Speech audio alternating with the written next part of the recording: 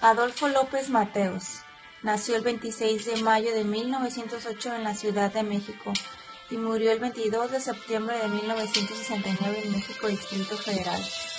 Fue un abogado y político mexicano que se desempeñó como el 53º presidente de los Estados Unidos mexicanos, ejerciendo como tal durante el sexenio comprendido entre 1958 y 1964. Nacionalización de la industria eléctrica, nacimiento de la Comisión Federal de Electricidad. También el 27 de septiembre de 1960 escribió una carta durante el acto de la nacionalización de la industria eléctrica que decía: les devuelvo la energía eléctrica, que es de la exclusiva propiedad de la nación. Política interna. En 1963, Arnulfo Casanova trató de equilibrar los procesos electorales, para lo cual realizó una significativa reforma a la ley electoral. Otro hecho importante fue el seguimiento de la revista Política. López Mateos estrechó los lazos de México con la Organización de los Países No Alineados y apoyó al gobierno emanado de la Revolución Cubana.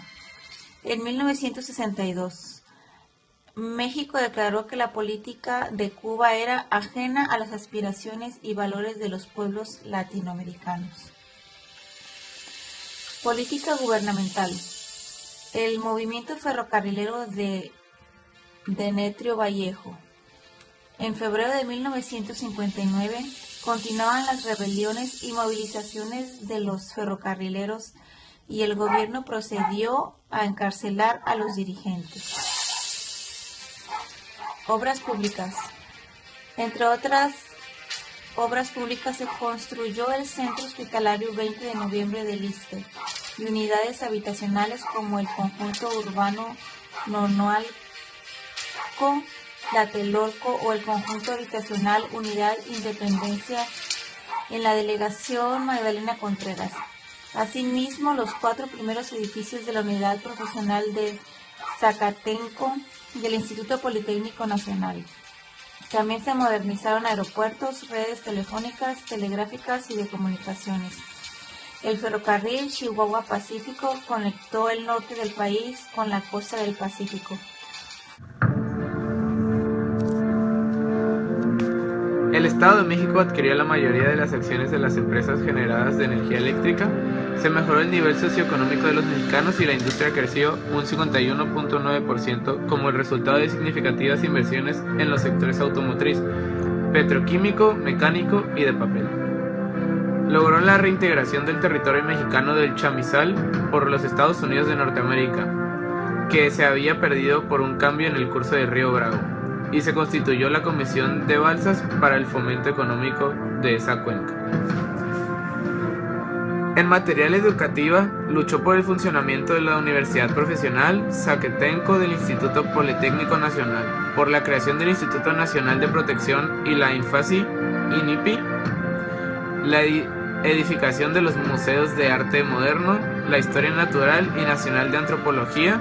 Se creó el Centro Internacional de Investigaciones del Maíz y Trigo. Se impulsó la educación pública al establecerse el libro de texto gratuito en las escuelas primarias. Se mejoró la alimentación infantil con el incremento de los desayunos escolares.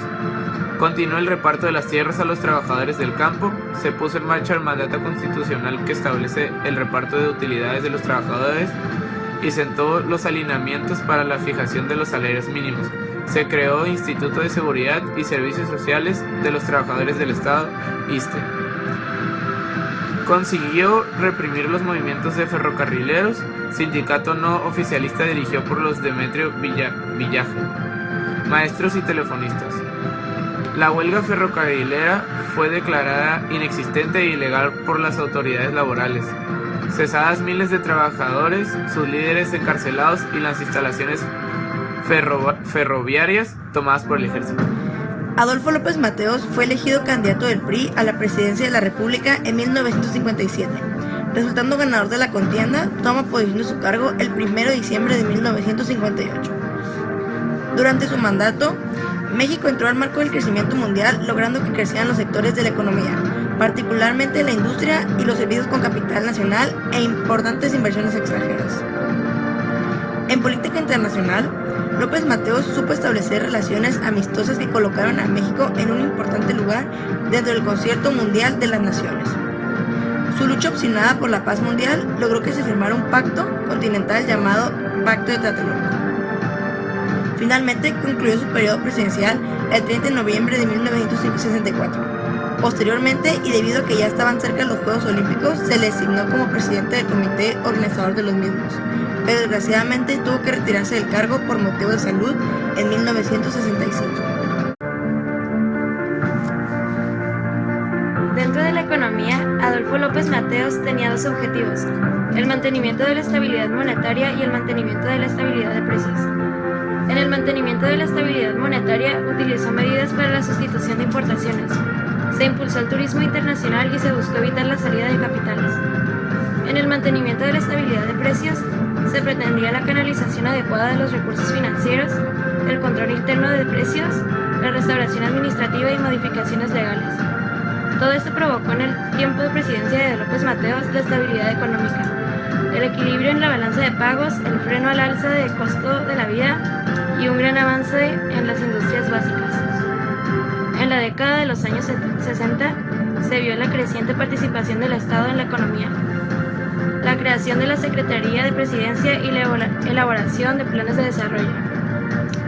En esta época, en la política industrial se notó mayor interés por las industrias básicas que por las manufactureras, las cuales quedaron en manos de extranjeros. En la política agrícola no se ve gran interés por la producción agrícola en estos años, salvo en cuanto a los alimentos básicos de consumo ligado a la estabilidad de precios. Y por último, el equilibrio económico con el exterior.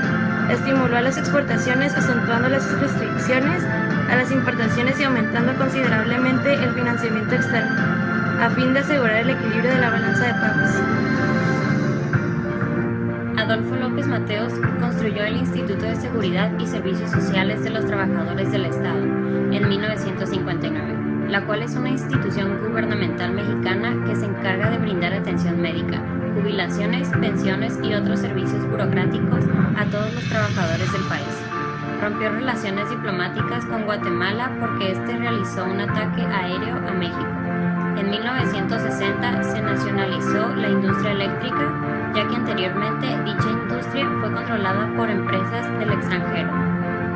Estableció que todos los trabajadores recibieran un aguinaldo a finales de cada año, el cual es un pago especial cuyo valor se calcula con base en los días trabajados. La economía mexicana tuvo un gran incremento con la ayuda de quien fingió como secretario de Hacienda Antonio Ortiz Mena. Entre los lugares que se crearon destinados a incrementar el aspecto educativo y cultural del país se encuentran los siguientes: el Museo Nacional de Antropología en Chapultepec, el Convento de Tepoztlán y el de la Ciudad de México, el Museo de Arte Moderno, el Museo de Ciencias Naturales.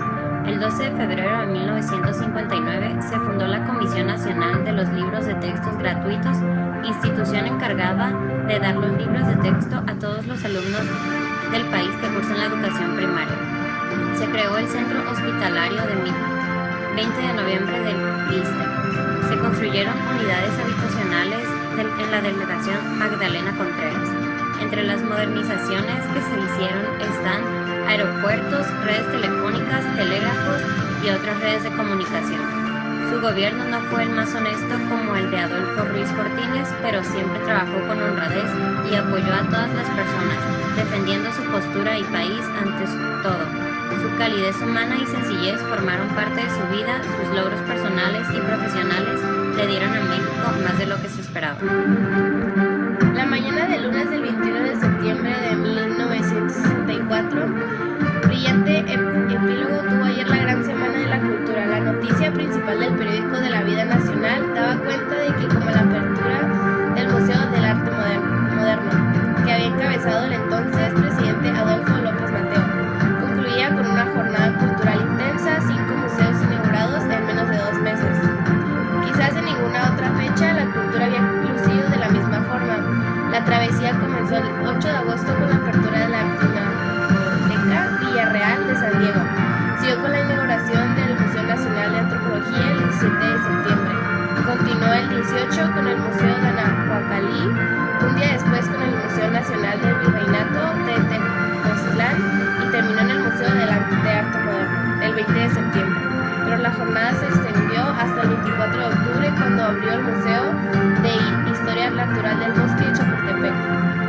A los museos abiertos durante ese corto periodo se sumaron otros más que fueron inaugurados o remodelados durante la misma década: el Museo de Artes de Ciencias en 1960, el Museo de Caracol el mismo año, Museo de Casa de Carranza en 1961 y la reconfiguración de la Galería de Palacios de Bellas Artes en 1964, el Museo del Ejército y Fuerzas de Área Mexicana también en 1964 y más tarde en 1965 el Museo Nacional de las Culturas, entre otros.